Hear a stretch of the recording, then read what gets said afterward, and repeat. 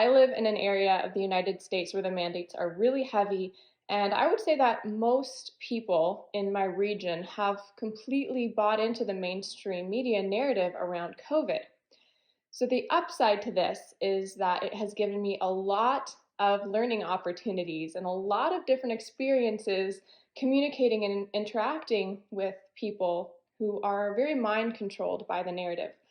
I will be the first to say that there are some of these interactions where I didn't uh, communicate in ways that I wish I had. Sometimes I have been emotional or I've gotten defensive. But then what happens whenever I have one of those experiences where I'm like, man, I could have done that better?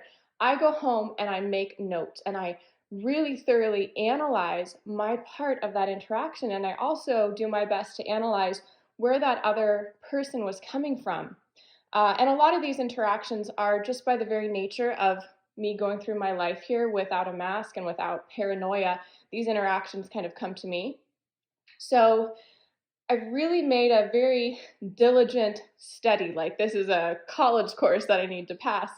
And it's been interesting because now I've gotten to a place where I can have these interactions and I'm very non defensive, very composed and compassionate and calm. And also, I can rattle off the legal codes off the top of my head. I can cite the studies. I can really clearly disseminate the facts because I've been so immersed in them. And if you want to check out some of the resources I've compiled, they're in my free download, Behind the Scenes of COVID Vaccines, a Guide for Truth Seekers. I can also use the appeal to authority in some of these conversations. I am a health researcher. I'm very well published and respected in this arena, and this has been my career for the last decade. So, no matter how I have presented facts, no matter how calmly, it seems like when people are thoroughly brainwashed, these facts will not get through to them. And this is why I've been so grateful for these experiences recently, and so many of them, because it has really confirmed to me facts do not change people's minds when they've been brainwashed. And that is the very nature of brainwashing. It's designed to have the person reject that which would threaten their mental slavery.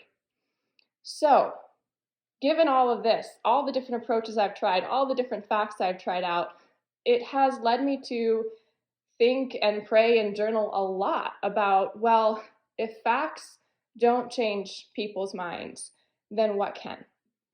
I will say that when people are curious, when they're asking questions and they're ready to challenge their own ego and they have that spiritual maturity or they want to step into it, then facts can get in through those mental cracks. But it's a different thing entirely, and you may have experienced this when people are very shut off and unwilling. I want to share a couple of the things that came into my awareness as I was kind of meditating on this question: if facts can't change people's minds, then what can? The first thing is this book, The Hiding Place by Corrie ten Boom. And she was imprisoned in a concentration camp in Nazi Germany for hiding Jews in her home. And this is a very powerful book about the miracles that God works when we are in a dark place and why often we're put in dark places to bring healing and to bring light. So when Corrie was freed from the concentration camp, when the war ended, she started a healing center for other victims of concentration camps. And she started speaking and writing about what she had learned and the miracles she experienced. She tells at the end of the book one very powerful story where she has the chance to shake the hand of a Nazi prison guard who had been at the old prison she was at. And she did not want to shake this man's hand, but he was coming up to her after she was speaking on God's forgiveness. And she was having this thought of like, whoa, I need to forgive this man. I need to walk my talk. So she reaches out her hand to shake his, and she feels this sudden outpouring of love from her heart. And she describes it kind of like an electric current that's flowing through her arm right into his hand. And she has this moment of realizing that when God tells us to love our enemies, we do not need to generate that love because it is God's love, and we just have to stop being the obstacle for that love to flow through us to the other person. There's one line I want to read. She says, "And so I discovered that it is not on our forgiveness any more than on our goodness that the world's healing hinges, but on His," meaning on God's. When He tells us to love our enemies, He gives, along with the command, the love itself. So I had read this passage one night, and then the next day I went in to get some groceries and was one of the few people without a mask in the store here. And I'm putting my groceries on the conveyor belt to check out, and the cashier is being so belligerent, so rude and condescending towards me. And I'm just going in like my usual smiling, friendly self. And in this moment, I try to calmly give a couple facts to see if that de escalates the situation or if he's at all receptive. And he's not. He is just escalating in his um, just condescending belligerence towards me. So in that moment, I suddenly remember this passage, and I'm thinking, okay, I focus on opening my heart and just imagine that love flowing right from my heart into his heart.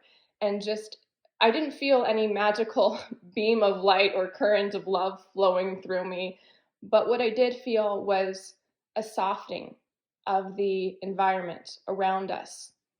There was a very palpable calming that happened, and I just meditated as he was checking out my groceries on sending that love right to his heart. And the interaction and the energy between us did soften. And it ended on a more respectful note from him than I could have thought possible given his previous interaction. So there is something to be said around the power of the energetic field of love that we can emit to another person. And in that moment, I don't think I changed his mind with anything that I said, but there might have been a little seed planted with that love. I will say something interesting that happened after that interaction was I got into my car and checked my receipt, and I found that I had been undercharged for about $15 worth of stuff. So I walked out of that store $15 ahead. I think it was because he was distracted when he was checking me out, but I felt in my gut that was a little nudge from the universe about um, the love we give, we will be repaid in some way, shape, or form. I thought that had significance to me when I was looking at that situation, so I thought I'd pass that on. The other similar story that came into my awareness recently was from the book A Wrinkle in Time. This is known kind of as a children's chapter book, and I read it many times when I was a child, but I felt the urge to reread it recently. And I realized it is a very powerful spiritual allegory. It's a wise book. So if you are in a similar position where you read it as a child, I would recommend revisiting that book. There's a portion of the story when a young boy and his sister they go to visit a different planet, and on this planet the people are completely mind controlled by this omnipotent brain computer thing. So it's a literal allegory for the Matrix, a very timely, right, to our planet. And this very young, intelligent, precocious boy thinks that he is going to be able to go into this brain and maintain his own mental faculties, but it's his arrogance that actually trips him up because, sure enough, he gets close enough to this powerful brain and his mind gets sucked in. And so he is fully and entirely mind controlled in that moment. And he can't break out on his own. And his sister sees this happening and recognizes what's happening. And she realizes the only chance he has to get free is with love. So she starts telling him, I love you, I love you, I love you, and just pouring and sending that love to him. And it is enough to break the seal in a way and to just like create enough of a crack so the young boy can free himself from that mind control. I relay and summarize this part of the story and I get chills because that's where we're at on planet Earth.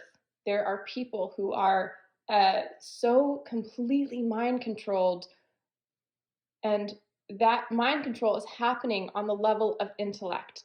And it cannot be fought on the level of intellect. We have to go to a different plane of existence, a more powerful realm of reality, and that is the reality of love and the power of love.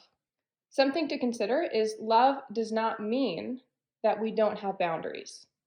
Love does not mean we stay in codependent relationships with other people's trauma and fear and let their anxiety or depression bring us down to their level. Love does not mean we don't carefully cultivate our peer group and who we're hanging out with. It doesn't mean that we reject our self-care. But love does mean we open ourselves up as a channel so that divine love can flow through us as it's intended to those on earth who need that love so that they can break free of this very powerful mind control. That's what I've been focusing on recently, is how can I get out of the way of God's love? And that has a lot to do with asking ourselves the question, how can I quiet my ego?